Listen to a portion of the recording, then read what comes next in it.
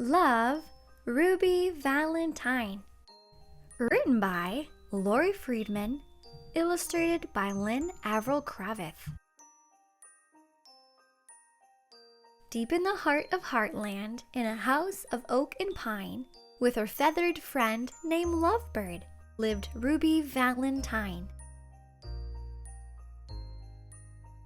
Now Ruby had a favorite day, and Valentine's was it. According to all who knew her, this day was a perfect fit. Ruby loved to say, "I love you," and she loved to say, "Be mine," and she loved to sign her hearts and cards, "Love Ruby Valentine."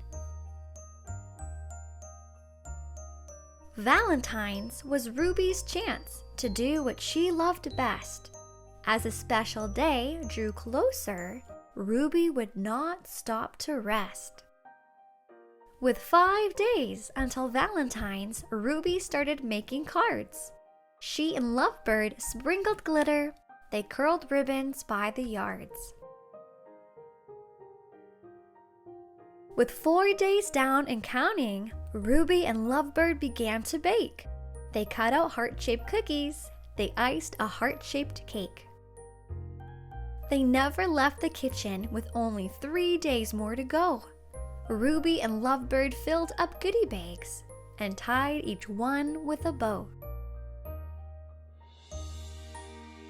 With just 2 days remaining, they worked morning, noon, and night, signing cards and wrapping gifts until each package was just right. With Valentine's 1 day away, Ruby carefully checked her list. Then she loaded up her wagon. No one in Heartland would be missed.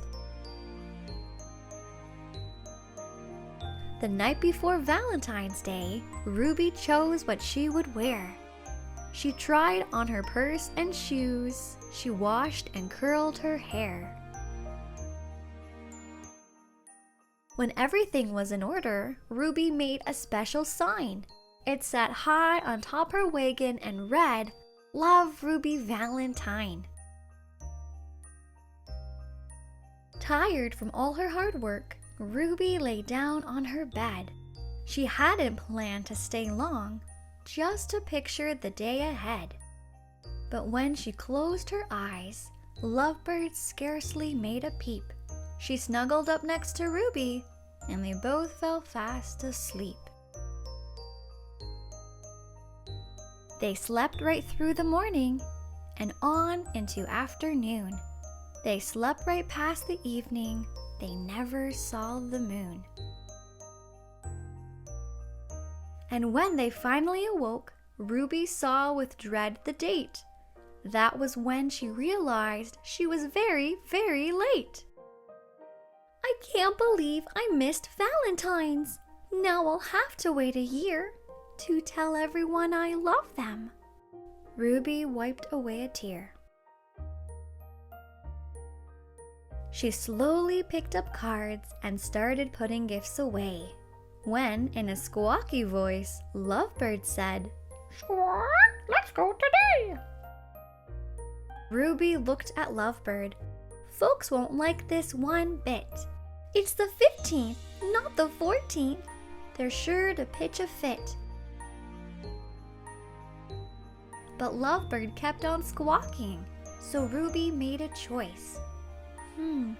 "All we can do is try it," she said in a tiny voice.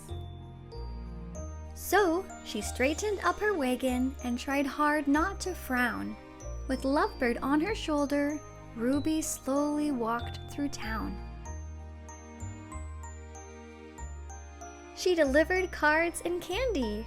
She passed cookies from a tray. She gave out gifts and goodie bags to all the townspeople that day. Then she summoned up her courage and did what she had to do. I know I'm so late," she cried, "but I'm so sorry too." What happened next surprised her. No one seemed to mind. They just thanked and hugged her for being sweet and kind. You've made today a celebration, so why would we protest? Hip hip hooray for Ruby! We think you're the very best. That's when Ruby realized that saying, I love you, doesn't have to wait till Valentine's. Any day will do. So now she sends out cards all year that say, will you be mine? And she signs each and every one, Love, Ruby Valentine. The end. Thank you so much for reading along with me. I hope you had fun. Until next time, goodbye!